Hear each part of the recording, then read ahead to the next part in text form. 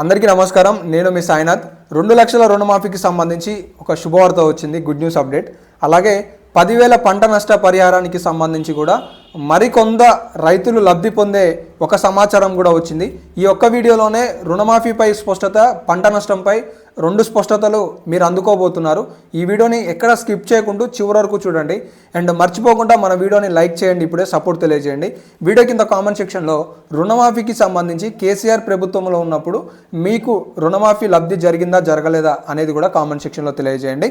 ఇక లేట్ చేయకుండా 2 లక్షల రుణమాఫీకి సంబంధించి ఈరోజు అన్ని దినపత్రికలలో అప్డేట్స్ వచ్చాయి.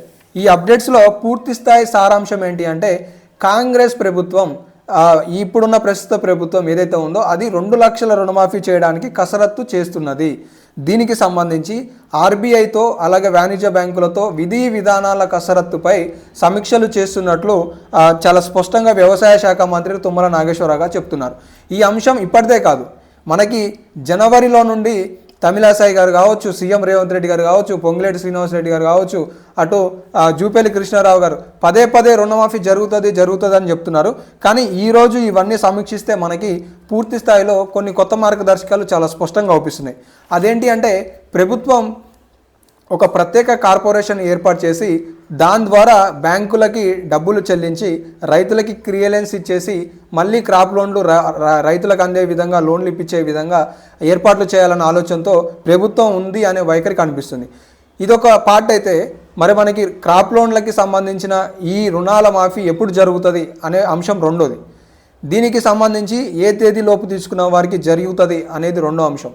అయితే ఇక్కడ ఎప్పుడు జరుగుతుంది అన్న క్రాప్ లోన్లకు సంబంధించి అని అడిగితే నేనేం చెప్పదలుచుకున్నానంటే, బహుశా ఇది ఆగస్టులో జరగవచ్చు.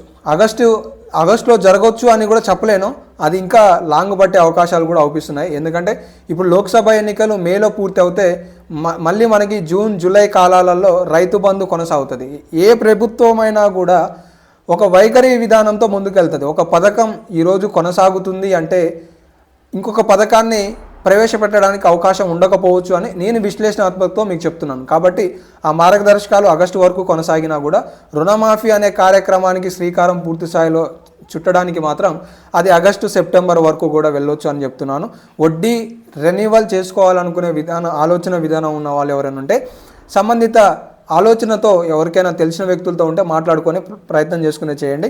సో మొత్తానికి 2 లక్షల రుణమాఫీపై రాష్ట్ర ప్రభుత్వం బ్యాంకర్లతో సంప్రదింపులు జరుపుతుందనే సారాంశమే ఇచ్చారు. రెండో అంశం 10,000 పంట నష్ట పరిహారానికి సంబంధించి నీళ్లు లేక పంట పెట్టుకొని మధ్యలో ఎవరైతే వదిలేశారో వాళ్ళకి కూడా ఈ 10,000 రూపాయలను రాష్ట్ర ప్రభుత్వం అందిస్తుంది అని చెప్పేసి తుమ్మల నాగేశ్వరరావు గారు ఈరోజు సాక్షి న్యూస్ పేపర్లో చెప్పారు అని ఒక ప్రకటన గురించి ఇవ్వడం జరిగింది. కాబట్టి మీ సంబంధిత అగ్రికల్చర్ ఆఫీసర్స్ ఎవరైతే ఉంటారో వాళ్ళ వద్దకెళ్ళి ఈ సమాచారానికి సంబంధించి మాట్లాడండి. మీ పంటకి సంబంధించిన 10,000 నష్టపరిహారం, దానికి సంబంధించిన పూర్తి సమాచారం వాళ్ళకి అందిస్తే మీరు కూడా లబ్ధి పొందే వారు అవుతారు. మీ పంట ఎండిపోవడము లేదంటే నీరు లేక నెర్రలు బాలి నాట్లు పెట్టిన తర్వాత నష్టపోవడం జరిగితే సంబంధిత అధికారులకి సమాచారం అందించండి. ఒకవేళ మీకు నష్టపరిహారం అందితే అందరం సంతోషించాల్సిన విషయం కాబట్టి ఇదే సందర్భంగా అదే సమాచారాన్ని మీకు తెలియజేస్తున్నాను. ఇవాళ రుణమాఫీకి సంబంధించిన అప్డేట్స్ ఇవి. త్వరలో రాష్ట్ర ప్రభుత్వం చేస్తుంది అనేది అయితే ఉన్నది. నా వీడియో మీకు నచ్చినట్లయితే మీ తోటి మిత్రులకి వాట్సాప్లలో షేర్ చేయండి. ఇలాంటి లేటెస్ట్ అప్డేట్లు మిస్ కావద్దు అనుకుంటే ఛానల్ని సబ్స్క్రైబ్ చేసుకొని ఫాలో అవుతుండండి. మర్చిపోకుండా వీడియోని లైక్ చేసి సపోర్ట్ తెలియజేయండి. ధన్యవాదాలు.